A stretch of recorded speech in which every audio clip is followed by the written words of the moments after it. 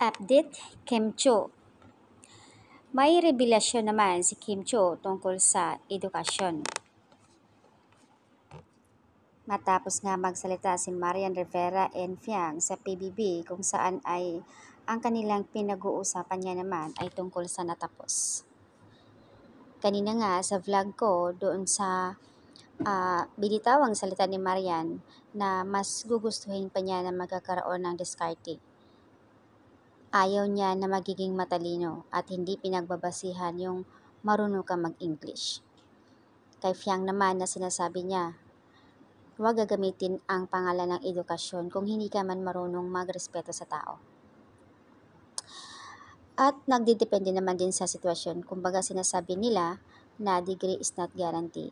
Samantala kahapon si Kim Cho sa Showtime kung saan ay may binitawan din siyang salita tungkol dito sa bakit nga ba pinag-uusapan nga nila tungkol dito? Siguro nauungkat na naman nila yung mga previous na kung saan na-bash itong si Kim. Na ayon kay Kim Cho, hindi sa edukasyon nasusukat ang pagkatao. Mababa man ang pinag-aralan mo, kung marunong kang rumespeto, daig mo pa ang edukado. Ang galing. Tama naman. Correct ka dyan, Keme. Be strong enough to face trials and difficulties.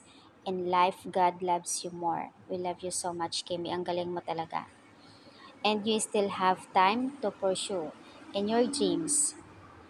And you are an intelligent woman. I believe you can make it. Huwag mong pag-iisipan yung mga about sa degree. Importante kung paano mo mabigyan ng magandang buhay mga kapatid, lalo na ngayon si Kimi nakapagtapos ng kanyang mga kapatid dahil sa kanya. Ika nga tinatawag siyang breadwinner, pero ang sarap sa pakiramdam na tawagin kang breadwinner, natulungan mo mga kapatid mo nakapagtapos sa pag-aaral na ipundar, diba? At ang totoo, maraming nakagraduate yan na hindi nagiging successful ang buhay.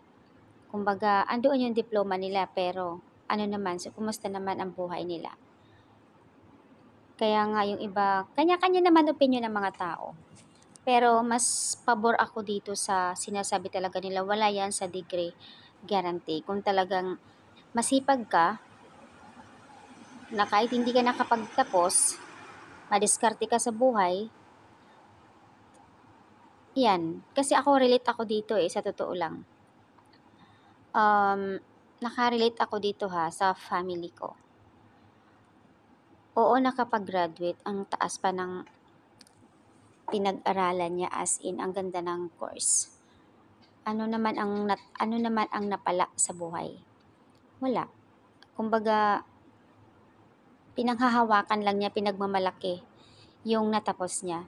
Pero sa diskarte, kumbaga sa diskarte para sa hanap buhay ng pamilya, walang nagawa. Hindi na nagagamit yung pagiging yung graduate niya.